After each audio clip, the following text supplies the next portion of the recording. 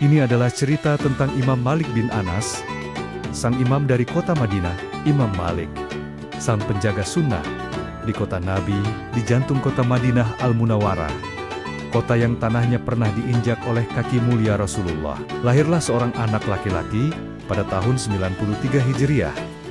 Namanya Malik bin Anas. Tak ada yang menyangka, anak ini kelak akan menjadi salah satu dari 4 tiang utama mazhab fikih dalam Islam.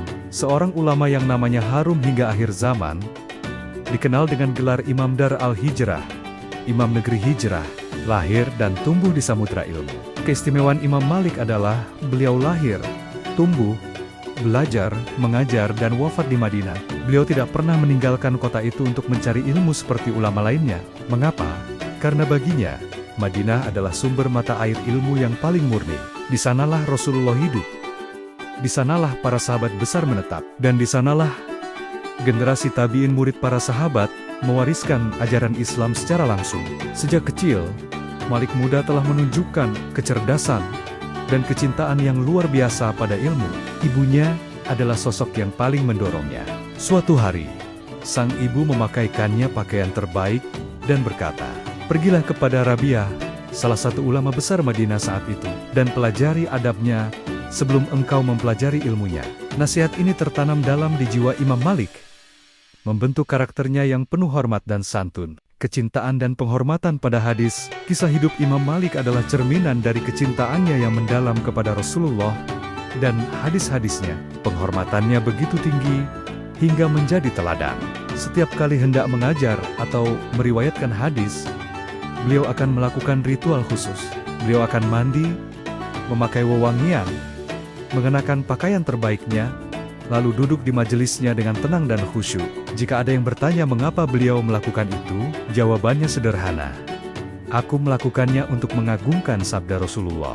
Bahkan, ada sebuah kisah masyhur, bahwa Imam Malik tidak pernah menunggangi unta atau kuda di dalam kota Madinah. Ketika ditanya alasannya, beliau menjawab dengan suara bergetar, "Bagaimana mungkin aku berani menginjak tanah dengan telapak kaki hewan, sementara di bawah tanah ini jasad Rasulullah dimakamkan." Kecintaan ini bukanlah sekadar ritual, melainkan sebuah prinsip yang kokoh.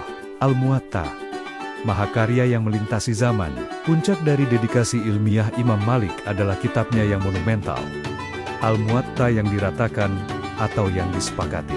Kitab ini bukan sekadar kumpulan hadis, ia adalah gabungan antara hadis-hadis Nabi, fatwa-fatwa para sahabat, dan amalan penduduk Madinah, amal Ahlul Madinah. Bagi Imam Malik, praktik yang diwariskan turun-temurun oleh penduduk Madinah adalah cerminan hidup dari sunnah Nabi, sebuah sunnah yang hidup. Khalifah Abbasiyah pada masanya, Harun ar-Rasyid, sangat terkesan dengan Al-Muwatta, hingga ingin menjadikannya sebagai undang-undang resmi negara dan menggantung salinannya di Ka'bah. Namun, Imam Malik dengan rendah hati menolaknya. Beliau berkata, "Wahai Amirul Mukminin, jangan lakukan itu, sebab para sahabat Rasulullah telah menyebar ke berbagai negeri, dan masing-masing membawa sunnah yang mereka ketahui. Biarkanlah setiap kaum mengikuti apa yang telah dipegang oleh para ulama mereka."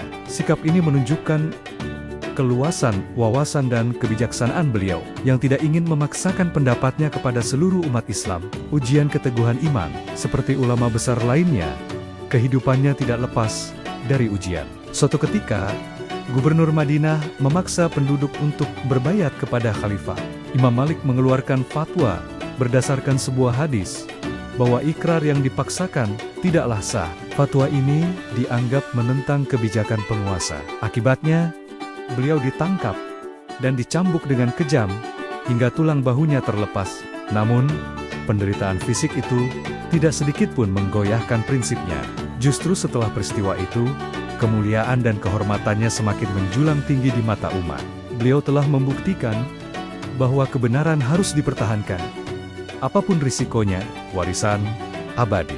Imam Malik wafat pada tahun 179 Hijriah di kota yang paling dicintainya, Madinah, dan dimakamkan di pemakaman Baqi. Beliau meninggalkan warisan yang tak ternilai, mazhab Maliki, yang diikuti oleh jutaan muslim di seluruh dunia, terutama di Afrika Utara, Afrika Barat, dan sebagian Timur Tengah. Lebih dari itu, Beliau meninggalkan teladan tentang bagaimana seharusnya seorang muslim mencintai nabinya, bagaimana memuliakan ilmu, dan bagaimana memiliki keteguhan prinsip di hadapan kekuasaan.